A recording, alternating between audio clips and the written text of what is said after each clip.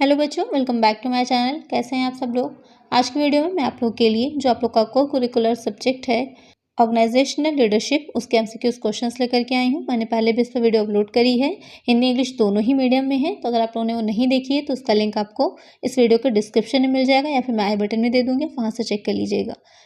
आइए शुरू करते हैं। फर्स्ट क्वेश्चन है, निम्नलिखित में से कौन निष्पादन मूल्यांकन अर्थ से संबंधित नहीं है। Which of the following is not related with the meaning of performance appraisal. कर्मचारी अंकन, एम्प्लॉयज रेटिंग, दक्षता मूल्यांकन, इफिशियंसी रेटिंग, व्यक्तित्व मूल्यांकन, पर्सनालिटी रेटिंग, उत्पादन मूल्यांकन, प्रोडक्शन रेटिंग। तो आपको बताना है कि जो निष्पादन मूल्यांकन किया जाता है उसमें कौन कौन सी चीज़ें इसमें से नहीं आती हैं या किस चीज़ का उसमें मूल्यांकन नहीं आता है। जो एम्प्लॉयज़ रेटिंग होती है वो भी आती है कि कर्मचारी को देखा रहता है कि वो कितना कार्य कर रहा है, क्या नहीं है, क्या है। दक्षता उसकी कितनी इफिशिएंसी है, किस तरह से कार्य कर रहा है, उसकी पर्सनालिटी को भी देखा जाता है। कौन सी चीज़ नहीं देखी जाती, उत्पादन का मूल्यांकन। प्रोडक्शन रेटिंग को उसमें शामिल नहीं किया जाता, बाकी तीनों चीज़ें उसमें शामिल की जाएंगी। तो करेक्ट आंसर यहाँ पर क्या हो जाएगा, ऑप्शन डी। नेक्स्ट क्वेश्चन है, निष्पादन मूल्यांकन का उद्देश्य है। The main purpose of performance appraisal is. निम्न दक्षता के लिए कर्मचारी को सजा देना। To punish the employ for his poor performance. मानक से निम्न क्षमता पर उसके वेतन वृद्धि को रोकना। To stop increment if performance is below standard.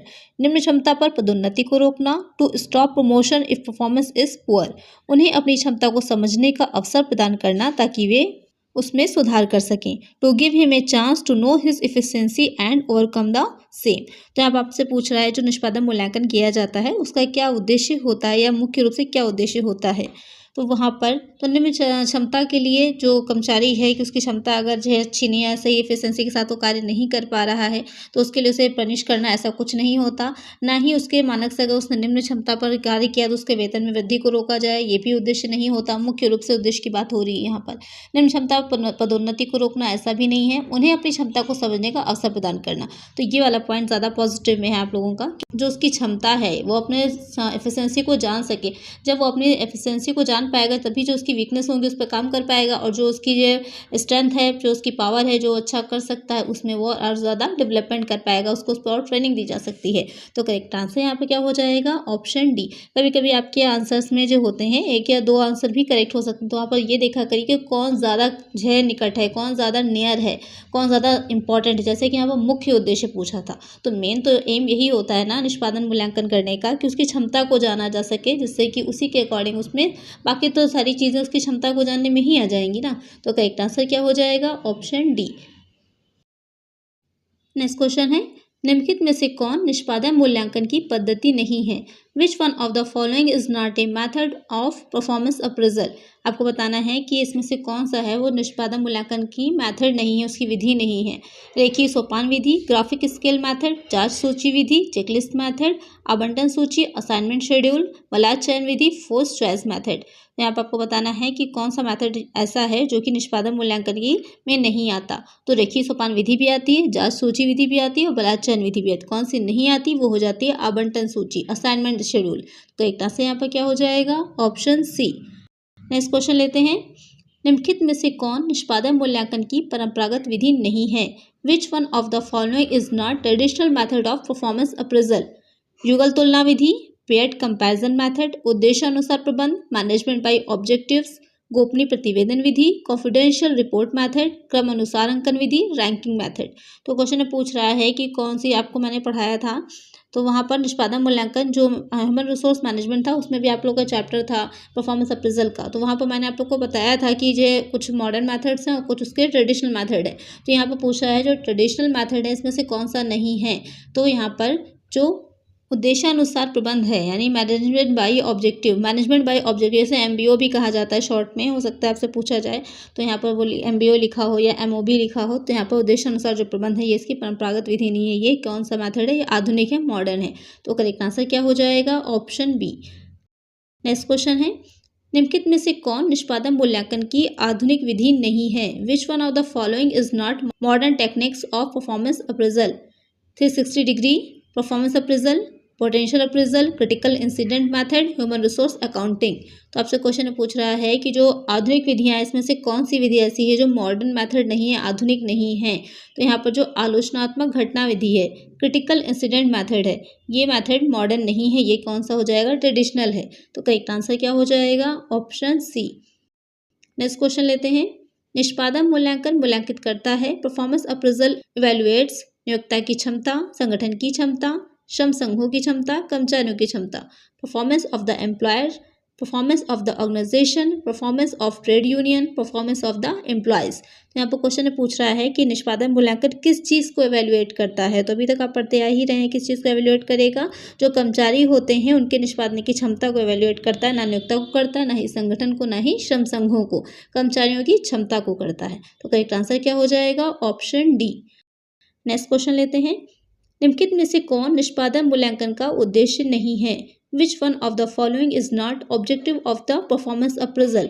कर्मचारियों की प्रभावशीलता में वृद्धि, कार्य अलगाव को दूर करके अंतर्वैयक्तिक संबंधों का विकास, असंतुष्टि का मापन, enhancing employees effectiveness, removing work alienation, developing interpersonal relation, measurement of dissatisfaction. Question में पूछ रहा है कि निष्पादन मूल्यांकन का उद्देश्य कौन सा नहीं है, कौन सा इसका ऑब्जेक्टिव नहीं है। तो यहाँ पर जो असंतुष्टि का मापन है, यहाँ पर असंतुष्टि का मापन नहीं किया जाता है, बल्कि उसकी क्षमता का मापन किया जाता है। बाकी तीनों चीज़ें इसमें आ जाएंगी कि प्रभावशीलता में वृद्धि कैसे की जाएगी, या किस तरह से अगर उनको कार्य नहीं करने का वो हो रहा है तो उसमें इंटरेस्ट लाना, या फिर अगर वो कार्य वो नहीं कर सकते तो दूसरे कार्य पर लेकर जाना जिसमें वो एक्सपर्ट हों, या आपस में उनके बीच में क्या हो, रिलेशनशिप अच्छी बने, जो जितने भी लोग काम कर रहे हैं ऑर्गेनाइजेशन में उनके बीच। तो ये तीनों कारण होते हैं, लेकिन जो असंतुष्टि का मापन है वो इसका मूल्यांकन का उद्देश्य नहीं होगा। करेक्ट आंसर हो जाएगा ऑप्शन डी। नेक्स्ट क्वेश्चन लेते हैं। निष्पादन मूल्यांकन नहीं किया जाता है, performance appraisal is not done by employees, by manager, by public, by supervisors. तो किसके द्वारा नहीं किया जाएगा, नियोक्ता द्वारा, प्रबंधकों द्वारा, जनता द्वारा, या फिर पर्यवेक्षकों द्वारा। तो यहाँ पर नियोक्ता भी कर सकता है, प्रबंधक भी कर सकते हैं और पर्यवेक्षक भी कर सकते हैं। कौन नहीं कर सकता, पब्लिक नहीं कर सकती, जनता द्वारा नहीं किया जाता है। बाकी तीनों जो हैं वो किसी ऑर्गेनाइजेशन से ही जुड़े हुए हैं, रिलेटेड हैं, लेकिन यहाँ पर जनता डायरेक्ट जो है जुड़ी नहीं होगी। तो यहाँ पर करेक्ट आंसर क्या हो जाएगा, ऑप्शन सी। नेक्स्ट क्वेश्चन लेते हैं। निम्नलिखित में से कौन निष्पादन मूल्यांकन की कमजोरियां नहीं है। Which one of the following is not pitfalls of the performance appraisal. औपचारिक प्रक्रिया, चमक प्रभाव, सिंक प्रभाव, मूल्यांकनकर्ता पूर्वाग्रह, फॉर्मल प्रोसेस, हालो इफेक्ट, हॉर्न इफेक्ट, रिटर्स बायस। तो यहाँ पर कौन सी इसका मूल्यांकन की कमजोरी नहीं है, या उसका इस तरह से कह सकते हैं कि दोष नहीं है, तो वो हो जाता है औपचारिक प्रक्रिया, फॉर्मल प्रोसेस। फॉर्मल प्रोसेस इसकी कमजोरी नहीं है। तो करेक्ट आंसर क्या हो जाएगा, ऑप्शन ए। बाकी तीनों जो हैं वो इसकी कमजोरियां हैं। नेक्स्ट क्वेश्चन है। निम्नलिखित में से किसे सीधे तरीके से निष्पादन मूल्यांकन का लाभ नहीं मिलता है। Which of the following do not get direct benefit from the performance appraisal. कर्मचारियों को, समाज को, संगठन को, प्रबंधक को, to employees, to society, to organisation, to management. बाकी तीनों क्या हैं, आपके ऑर्गेनाइजेशन से रिलेटेड हो जाएंगे, संगठन खुद ही दे रखा है, कर्मचारी भी और प्रबंधक भी। कौन डायरेक्ट नहीं जुड़ा होगा, समाज नहीं जुड़ा होता, तो समाज को इससे कोई लाभ नहीं मिलता। तो करेक्ट आंसर क्या हो जाएगा, ऑप्शन बी। नेक्स्ट क्वेश्चन है। निम्नलिखित में से कौन मजदूरी प्रोत्साहन योजना का उद्देश्य नहीं है। Which of the following is not an objective of wage incentive programmes. Developing ownership interest, improving employ retention, reducing labour cost, facilitating the separation of employees. तो क्वेश्चन में पूछ रहा है कि जो मजदूरी प्रोत्साहन योजनाएं चलाई जाती हैं, इंसेंटिव प्रोग्राम्स होते हैं, उसका क्या उद्देश्य नहीं होता, क्या पर्पस नहीं होता।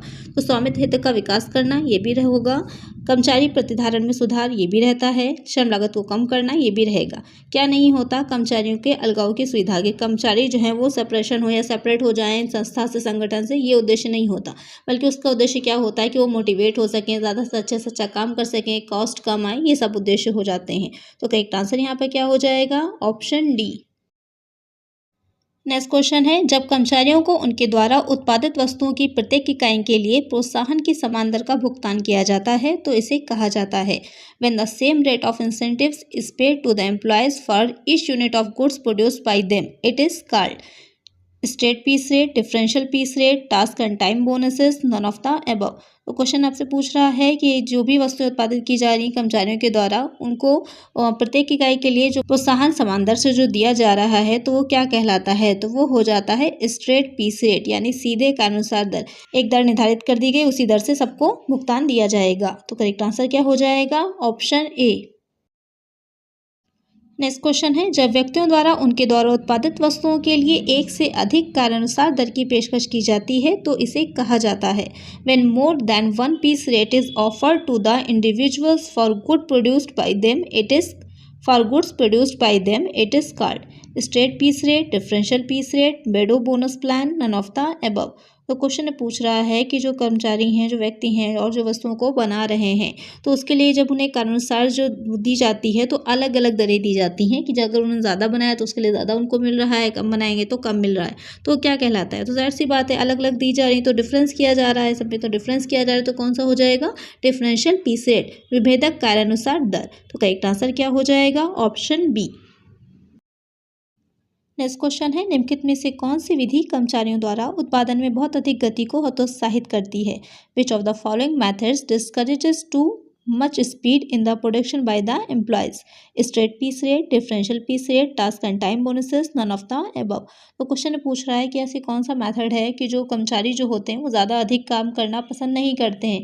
ऐसा कब होगा, जब उनको पता होगा कि हाँ एक मिनिमम वेजेस है जो हमको मिल ही जाएगा चाहे जितना काम करें, तो वो उस विधि में होता है। तो वो कौन सी विधि है, जो आप लोग का कार्य और समय बोनस दे रखा है, टास्क एंड टाइम बोनसेस, ये किसकी योजना है, यह कार्य और समय बोनस योजना जो है वो हो जाएगी गैंट की बोनस योजना। उन्होंने बताया था उसको जो गैंट कार्य तथा प्रब्याज योजना, Gantt task and premium plan भी कहा जाता है। तो इसमें क्या रहेगा कि इसमें जो एक न्यूनतम जो समूह होता है उस समूह को कार्य करने का एक टारगेट दिया जाता है कि इतना कार्य जो है इतने समय में पूरा हो जाना चाहिए। अगर उससे कम समय में पूरा होता है तो उसके लिए बोनस दिया जाता है। तो यहाँ पर उनको ये पता होता है कि हाँ एक न्यूनतम मजदूरी हमको मिलनी ही मिलनी है, इसलिए क्या होता है बहुत ज़्यादा स्पीड से कार्य करना उसमें डिस्करेज होते हैं। अगर उन्हें ये हो कि हाँ अगर इतना अगर हम नहीं करेंगे तो हमको न्यूनतम मजदूरी भी नहीं मिलेगी, तो वहाँ पर वो कार्य करने के लिए प्रोत्साहित होते। तो वह कौन सा हो जाएगा यहाँ पर correct answer, option C, task and time bonuses. किसका है, गैंट बोनस योजना। नेक्स्ट क्वेश्चन है, संगठन में कर्मचारियों के सापेक्ष मूल्य का मूल्यांकन करना और फिर उनके लिए पुरस्कार तय करना कहलाता है। Evaluating the relative worth of the employees in the organisation and then deciding the award for them is called merit rating, differential piece rate, task and time bonuses, it's straight piece rate. तो यहाँ पर question ने पूछ रहा है कि जो कर्मचारी हैं वो उनका मूल्यांकन करना कि उस कार्य किस तरह का कर रहे हैं, उसी के अनुसार उनको क्या दिया जाएगा, पुरस्कार दिया जाएगा, अवार्ड दिया जाएगा। तो ये क्या हो जाता है, ये होता है मेरिट रेटिंग। तो करेक्ट आंसर क्या हो जाएगा, ऑप्शन ए। नेक्स्ट क्वेश्चन है, निम्नलिखित में से कौन सी प्रोत्साहन प्रणाली वेतन निर्धारण के लिए 2 पीस दर की सिफारिश करती है। Which of the following incentive system recommends a 2-piece rate for wage determination? Merrick multiple piece rate plan, Taylor's differential piece rate plan, Emerson efficiency plan, Gantt task and bonus system। तो question आपसे पूछ रहा है कि 2-piece rate जो होती है उसमें क्या रहता है कि विभेदात्मक होती है, यानी कि अलग अलग कार्यों के अनुसार जो होगी अलग अलग उनको दिया जाता है जो वेजेस होती हैं वो। तो किसकी थी, ये थी टेलर की विभेदात्मक रेट योजना। तो करेक्ट आंसर क्या हो जाएगा, ऑप्शन बी। नेक्स्ट क्वेश्चन है, निम्नलिखित में से किस विधि में मानक समय को मिनट और अंक कहा जाता है। In which of the following methods is the standard time stated as minutes and points, Bedaux system, Barth variable incentive plan, task and time bonuses, none of the above. तो क्वेश्चन ने पूछ रहा है कि जो मानक समय को मिनट और अंक कहा गया था तो वो किसकी विधि थी या किसने जो उसको विधि को प्रतिपादित किया था, तो वो किया था बेडो ने। तो करेक्ट आंसर यहाँ पे क्या हो जाएगा, ऑप्शन ए। नेक्स्ट क्वेश्चन है, निम्नलिखित में से किस प्रोत्साहन योजना में कर्मचारियों की पारिश्रमिक की गणना के लिए निम्नलिखित समीकरण है। Which of the following incentive plans has the following equation for computing the earnings of employees, actual hours worked into time rate plus actual time worked upon standard time into time saved into time rate. तो ये जो formula दे रखा है आपको बताना है कि ये किसका है। Emerson efficiency plan, Rowan incentive plan, house incentive plan, बात वेरिएबल इंसेंटिव प्लान। तो आपको बताना है कि ये जो फार्मूला है वो किसका है। तो ये फार्मूला है रोवन प्रोत्साहन योजना जो थी, रोवन इंसेंटिव प्लान जो था, ये उसमें का फार्मूला था कि कैसे निकाला जाता है प्रीमियम को, ये उसका फार्मूला है। तो करेक्ट आंसर यहाँ पर क्या हो जाएगा, ऑप्शन बी।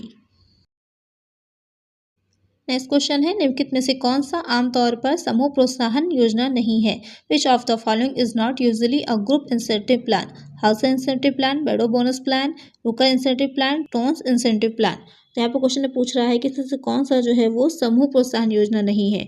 तो यहाँ पर जो बेडो की है, रुकर की है और टोन्स की, ये तीनों ही प्रोत्साहन योजनाएं सामूहिक समूह की हैं, ग्रुप के लिए इंसेंटिव प्लान है। लेकिन जो हाउसर की है वो ग्रुप के लिए नहीं है, वो व्यक्तिगत है, इंडिविजुअल के लिए है। तो यहाँ पर करेक्ट आंसर क्या हो जाएगा? Option A. नेक्स्ट क्वेश्चन है, निम्नलिखित में से कौन सा अनुषंगी लाभों का उदाहरण है? Which of the following is an example of fringe benefits? Health and accident insurance, contribution to superannuation funds, leave facilities, all of the above. तो आपको बताना है कि कौन से ऐसे लाभ होते हैं जो वेजेस दी जाती है तो उसमें बहुत सी चीज़ें ऐड होती हैं। बेसिक सैलरी होती है, कुछ जो अलाउंसेस होते हैं वो होते हैं, कुछ फ्रिंज बेनिफिट्स होते हैं, सबको ऐड करके दी जाती है। तो उसमें कौन कौन सी चीज़ें आती हैं? तो उसमें स्वास्थ्य और दुर्घटना बीमा भी आएगा, सेवानिवृत्त कोष में अंशदान भी आएगा, अवकाश की सुविधा भी आती है। यानी ये तीनों ही चीज़ें उसमें आती हैं। तो करेक्ट आंसर यहाँ पे क्या हो जाएगा? Option D, all of the above. आज की वीडियो में इतना ही। मिलते हैं नेक्स्ट वीडियो में कुछ और नए क्वेश्चंस के साथ। अगर वीडियो अच्छी लगी है तो लाइक कर दीजिएगा, चैनल पर नए हो सब्सक्राइब नहीं किया है तो चैनल को सब्सक्राइब कर दीजिए और फ्रेंड्स के साथ वीडियो को शेयर कर दीजिएगा। मिलते हैं नेक्स्ट वीडियो में। Thank you.